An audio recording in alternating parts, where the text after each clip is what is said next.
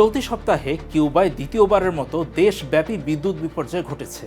10 জুলাই সন্ধ্যার ঠিক আগে পুরো দ্বীপরাষ্ট্রটি অন্ধকারে ডুবে যায়। রাষ্ট্রীয় বিদ্যুৎ সংস্থা ইউনিয়ন ইলেকট্রিকা দে কিউবা খবরটি নিশ্চিত করেছে। এই বিদ্যুৎ বিপর্যয়ের কোনো কারণ জানানো হয়নি, তবে গত 6 জুলাইও একই ধরনের একটি বিপর্যয় ঘটেছিল।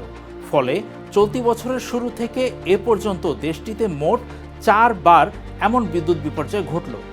এর আগে গত মার্চ মাসে আরও 2টি সম্পূর্ণ ব্ল্যাকআউট হয়েছিল। কিউবায় লোডশেডিংয়ের কারণ হিসেবে দেশটিতে বিদ্যুৎ অবকাঠামোর দিন দিন পূর্ণ হয়ে যাওয়ার দিকে আঙুল তোলা হচ্ছে। বলা হচ্ছে সেখানকার বিদ্যুৎ ব্যবস্থার একটি বড় অংশ 1960 থেকে 1980 সালের মাঝামাঝি স্নায়ুযুদ্ধের আমলের। কিন্তু গত জানুয়ারি থেকে দেশটিতে বিদ্যুৎ বিপর্যয় যে আরও তীব্র হয়ে উঠেছে তার কারণ মার্কিন প্রেসিডেন্ট ডোনাল্ড ট্রাম্প।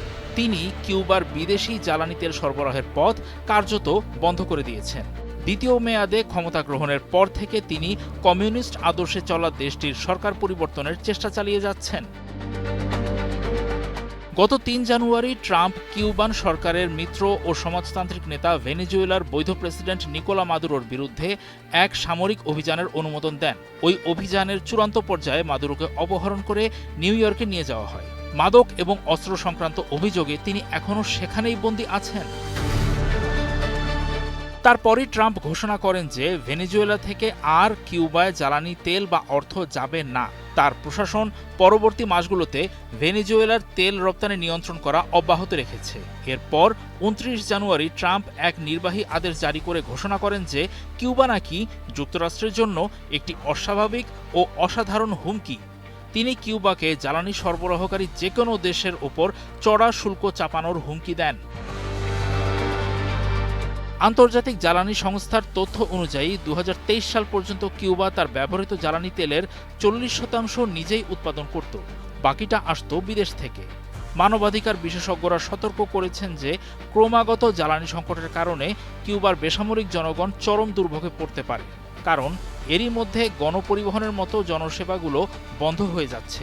প্রয়োজনীয় চিকিৎসা সরঞ্জাম ও ওষুধের অভাবে থাকায় শিশুরা মারা যাচ্ছে বলে জানা গেছে। এদিকে ট্রাম্প প্রশাসন কিউবার ব্ল্যাকআউটের জন্য দেশটির সরকারের অব্যবস্থাপনাকে দায়ী করেছে। গত মার্চে মার্কিন পররাষ্ট্রমন্ত্রী মার্কো রুবিও আল জাজিরাকে বলেন তারা নাকি কিউবা শাসনের বিরুদ্ধে শাস্তিমূলক কিছু করেননি। জ্বালানি অবরোধের আগে কিউবা তাদের বিদ্যুৎ অবকাঠামোর কিছু অংশ জীবাশ্ম জ্বালানি থেকে সরিয়ে সৌর এবং অন্যান্য নবায়নযোগ্য শক্তির উৎসের দিকে নিয়ে যাওয়ার পরিকল্পনা করছিল।